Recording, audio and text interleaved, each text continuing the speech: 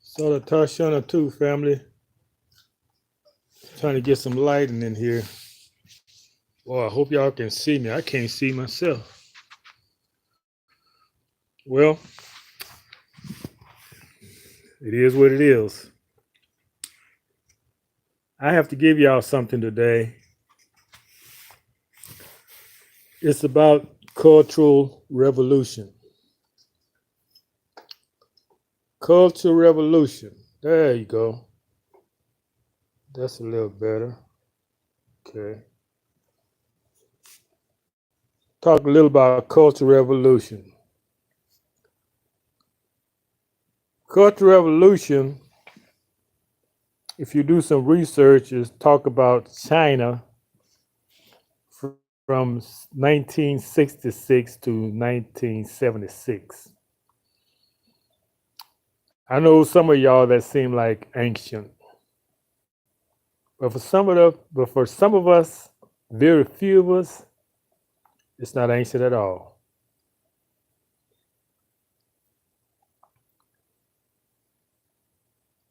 What the Chinese Revolution was about was getting rid of capitalistic ideals,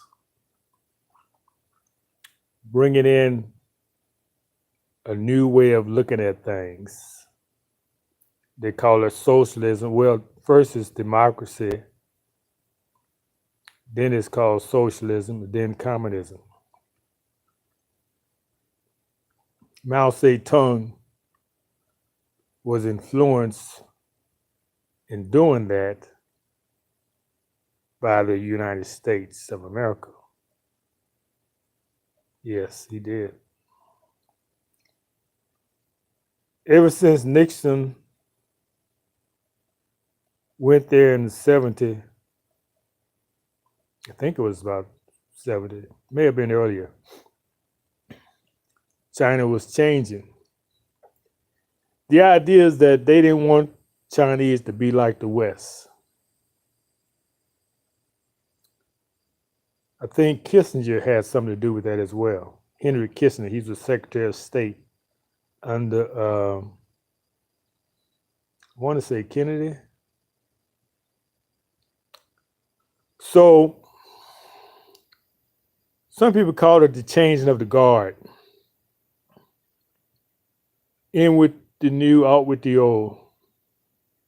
Out with the old, in with the new. So it's like saying we got a new sheriff in town. We're going to do things differently. Now, the U.S. was also going through a revolution. Even though the Supreme Court Brown versus Board of Education was passed in 1954, it was over 10 years later before the courts did decide to do anything.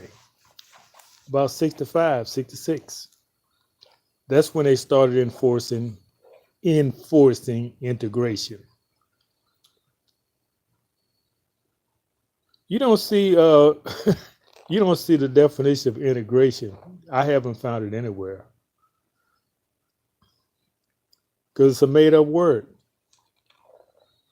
As I said before, the real term is immigration.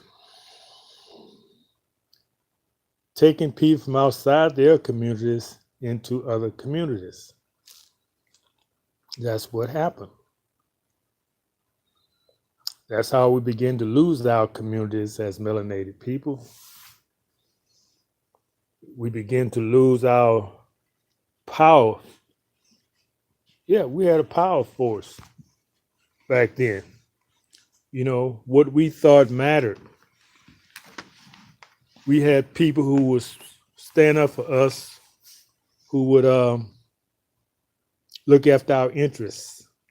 We had a voice. We wasn't no cartoon character. Yeah, this was during the time of Martin Luther King. He was part of that revolution. Do you think there was no people before King who was talking about improving us as a people? Many people before King.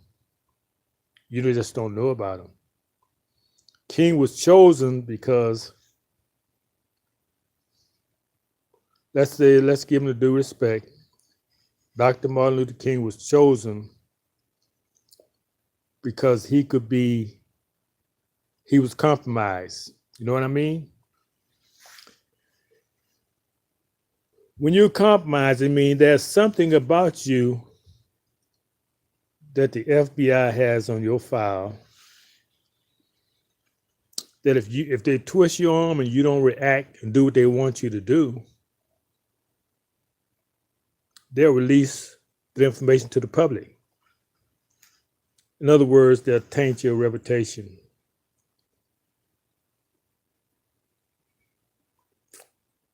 You know, for example, like they try to do to most people, find them with a prostitute or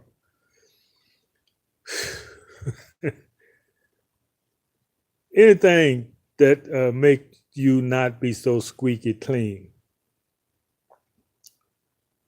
They have to have people in that position so that they can control them. So if they tell them to do something and you say, "Well, I'm not doing that," they say, "We're gonna release these files to the public." You say, "Okay, you got me."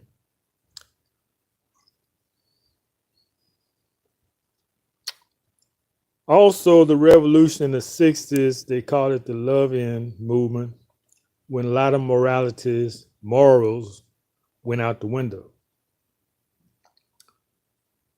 That's when they started wearing these short skirts they call mini skirts.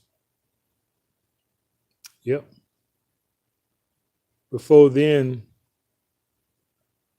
melanated people, they were dressed very conservatively with dresses on. Can you believe that, women? They actually loved wearing dresses because they saw it as a feminine thing. They wasn't trying to compete with men. They wasn't trying to wear no pants in the house. That's the bottom line. They said whoever wear the pants in the house rules the house. Go look at these old TV movies. You don't see women wearing pants. Yeah, this is old school, so that's all I'm going to talk about, the way it used to be. What you expect from me? I'm a pre-revolutionary baby. I was here before the revolution. And I'm looking for old people who I can talk to learn more about it. Before my time. Because the more I know about what happened before I got here, the wiser I would be. I don't know, maybe that's crazy to think like that, to think that somebody old and you may know something, but I've always liked to talk to older people. The problem now is where they at. Guess I got to go to rest home to find them, but I'm not going to be in no rest home. Nope. All right. So the Cultural Revolution was only in China. It was here as well. Many people don't talk about it because, like you say, a lot of those people who was a part of it, their generation is passing now. The 60 generations. If you talk to somebody in that age group, they'll verify what I'm saying. Oh, yeah.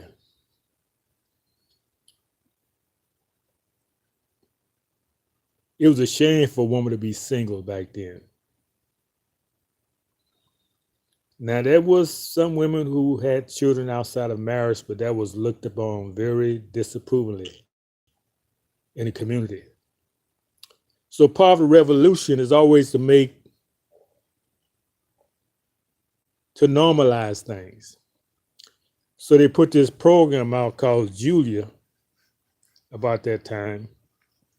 It was a single black woman. I use black just to identify the people, not as a derogatory term denoting someone without a nationality, someone who's not connected to the Creator. She had a son named Corey, and there was no man in the picture.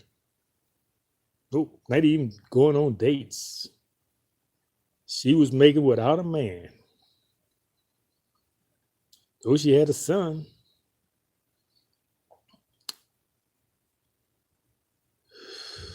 that's the part of the cultural revolution being promoted here. Also, they had a push for women to be single,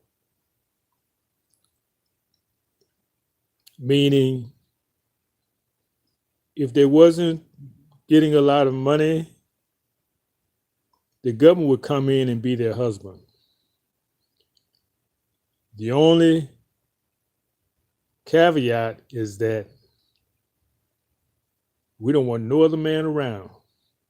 We want to be the only man in your life. Now he may come over and stay a little bit, but don't let me catch him in your house living. Put that nigger out on the street.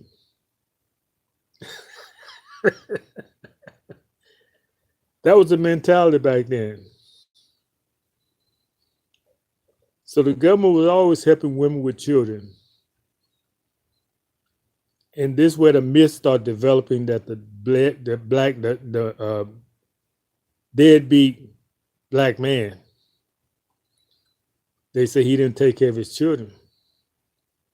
We took care of our children more than any other people. So y'all been raised up in a lie. The government propagated that lie because they wanted to get us out of the home, so they gave the woman money if she kept us out of the home. She was paid. Yes, she was paid off a long time ago to keep us out.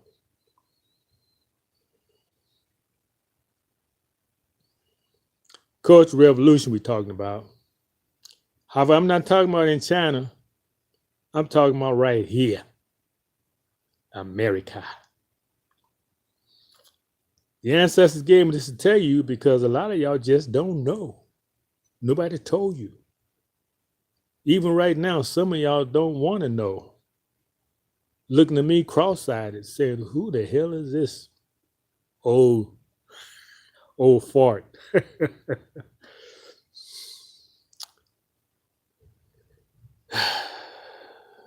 We're talking about cultural revolution, y'all.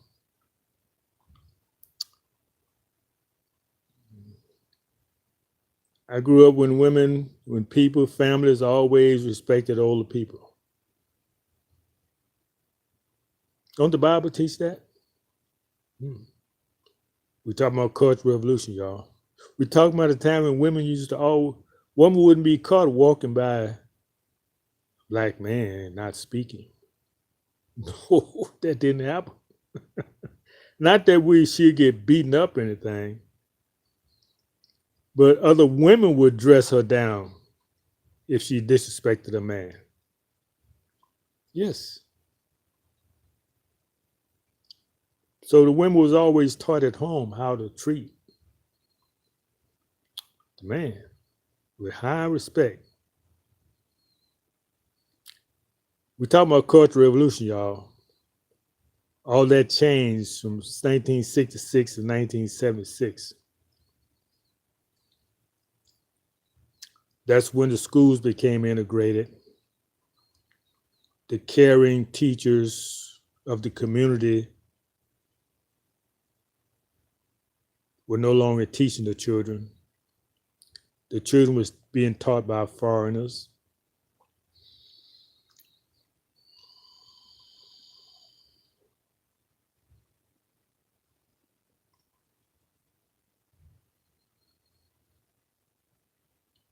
Well, I'm trying to think of anything I left out.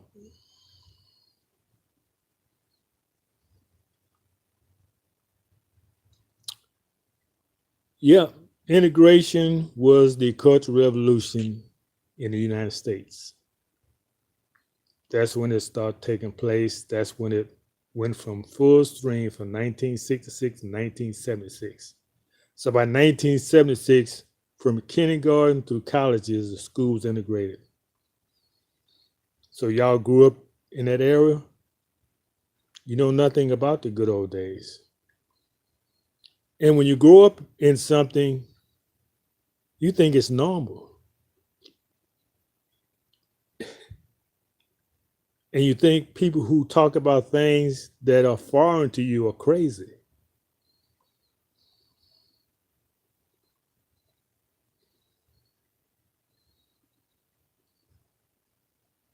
So that's all I got for y'all right now. Just had to get this out because it's been hard on my mind to share this information with you.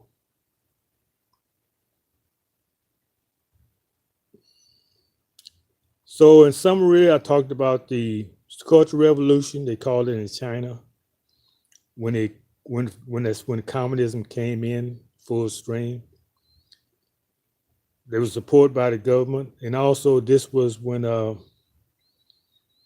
enemy was created because we wanted to go to war. Not we, the government wanted to go to war in Vietnam, so they created an enemy to go to war with. War is always good for the economy.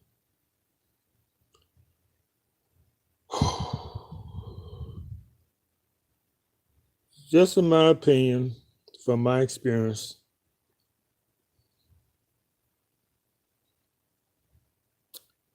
peace, family.